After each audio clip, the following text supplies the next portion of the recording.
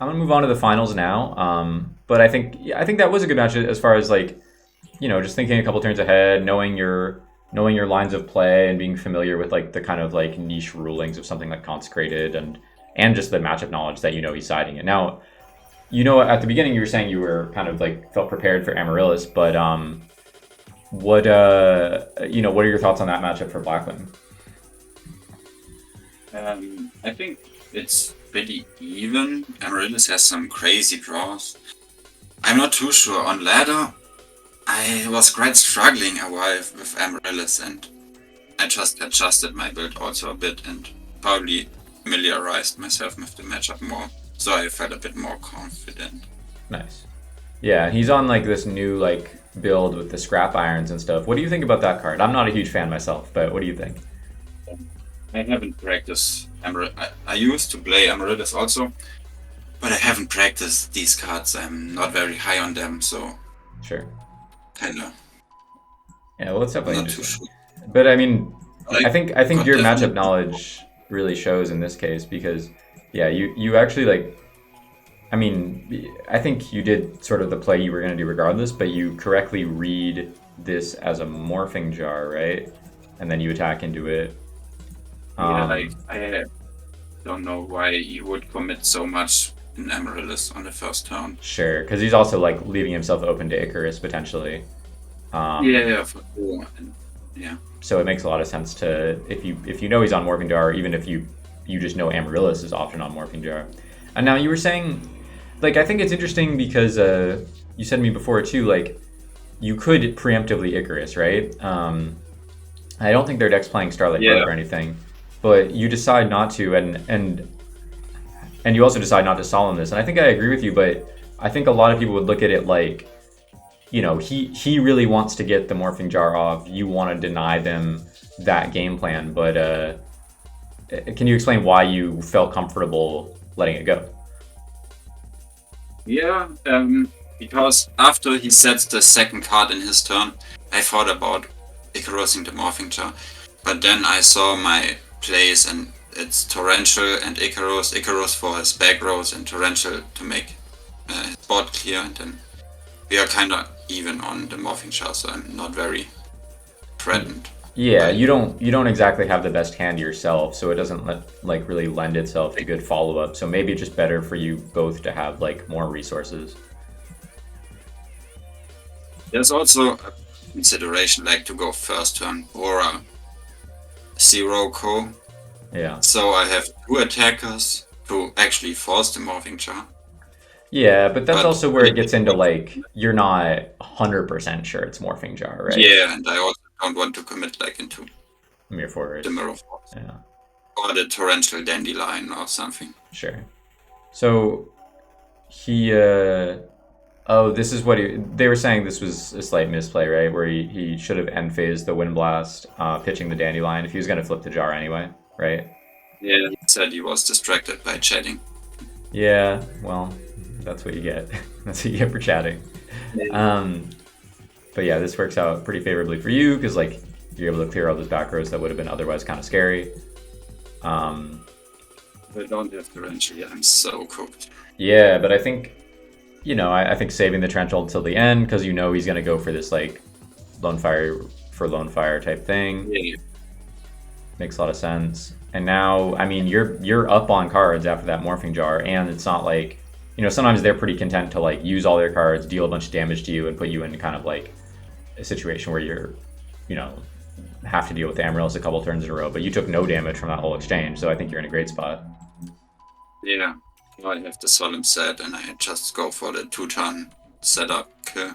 Yeah, I think brain control on Amaryllis is always really strong, even though you can't always like synchro with some of the big monsters in their deck, like, but just making sure you don't take the 800. Um, yeah, and then see you know the weird little rulings too, because yeah, like if Amaryllis gets sent from their field, you don't take the 800. That's a good one. Um, but yeah, you just hit him for a bunch of damage and kind of put him on better habit, and you could have probably assumed that this was some kind of like normal spell type situation. Yeah. 'Cause you said it before the jar. Hidden Armory probably being the most common one, but could be like a trade-in or something.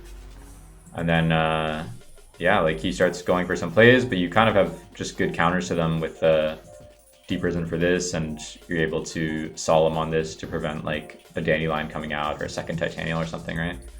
Yeah.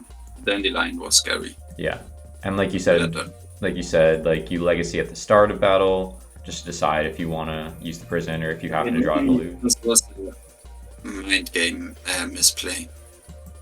You think maybe Because- like you think he might choose not to attack? Yeah, that's his only way to not lose the game. Yeah, and like in reality, like even though it's like a better outcome for you to collude it, like it's still probably winning for you to prison it. So I see what you're saying. Yeah, that's what I mean. Yeah. Yeah, and then you just have guaranteed here through boards, I know. which is smart. Stack. Guy is on 43 cards. He has a lot of stuff. Room for cooking. That's a good point. Yeah, like all those like tech picks that you might not expect them to play if they're playing 43 probably is in there. Turn 1 Titanial. I mean, this game is kind of just a wash, right? He has 2 stops for your summons, and this is just kind of part of the Blackwing experience. Even if you're as experienced a Blackwing player as you are, you're still losing to the bottomless plus turn 2 Karma. Yeah. Yeah, there's probably no way. I think it was pretty hopeless. Yeah, you can play around the bottomless, but then you're just losing the follow-up either way. And the mills here are just crazy. Mills, Amaryllis, and Gardna. Yeah. But yeah, it was pretty cooked from the beginning. So just as quick as that first one was, just wipes you out. And then this is game 3. And this is, you know, I guess if you lost, there was the bracket reset. But I think this is still a, you know, match point for you, basically. And yeah, but decent. Yeah. His hand is also okay. Yeah, you have good follow-up. You don't have a lot of defense yet, but you have enough. And I think, you know, having the MSD and now Dust Tornado is pretty helpful. So you decide just to attack here. Probably not thinking that it's going to get value necessarily. Like, it'd be pretty weird for him to just set a monster that gets run over, but... yeah, I thought like it's Raikou, but the deck is usually like on 2 Raikou, so it's not like there's a high chance. Even if it was like Mirror Force or Raikou, you still have the Blizzard follow-up, but this is a little bit awkward. Yeah, this was a bit weird because I risked the Raikou, but if he leaves the Raikou on field, like he has no way to convert off it in Amaryllis. Yeah, that's very true. And it's also maybe if he did have the Raikou, I don't know, like discarding the Titanial, if he doesn't have like a Miracle Fertilizer follow-up here, you might just have the Raikou pop it. I feel like you might just keep that stuff in hand. Yeah. But he doesn't flip it, so now you at least have a little bit more reason to believe it might be not Raikou, Dandy. You get the search, and I think you make a good heads-up play here. I mean, it's a very logical play, but like just knowing the deck, like he has a lot of ways to get to Titanial.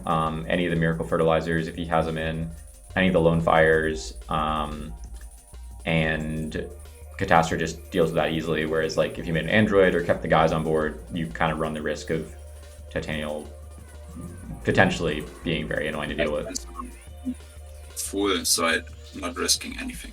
Yeah, and I mean, maybe Debris Dragon could have outed this, but that's almost one of the only cards in his deck, other than like a trap card.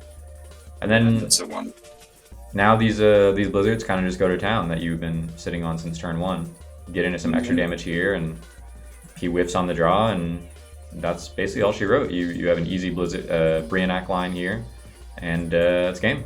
And so, I don't know if I want to say an anticlimactic end, but I would say still a pretty textbook and well-deserved one. Yeah, felt pretty easy. I don't know. I had a pretty good bracket luck. Hell yeah. Well, thank you for coming on, and any final thoughts? You know, I mean, I think this is just, as much as people, you know, meme on Blackwings being easy to play, and I think it's like, you do make it look easy because, I mean, maybe you draw good, but it's like, I don't know, you just play in like a fairly logical way and are able to make pretty good reads and do your thing. So, I don't know, any advice to aspiring Blackwing players or final thoughts on the deck or the tournament? think you have to know when to commit your cards, and if you know, you can win, and like you try to do like some setup OTKs in Blackwing most of the times. If you know, you have pretty safe way to get control into the game. This is when you commit, and yeah. Totally. I mean, I think it definitely is a lot of people would encourage you to play conservatively and, you know, conserve your resources, which is definitely a big element of it, but knowing how to identify when it's going to be beneficial for you to go for those bigger plays is definitely, you know, a huge part of playing the deck. With that, I'm going to sign off and thank you for coming on, Phil. Congrats again. Very deserving RBET champion, and thanks for watching, everybody, and peace.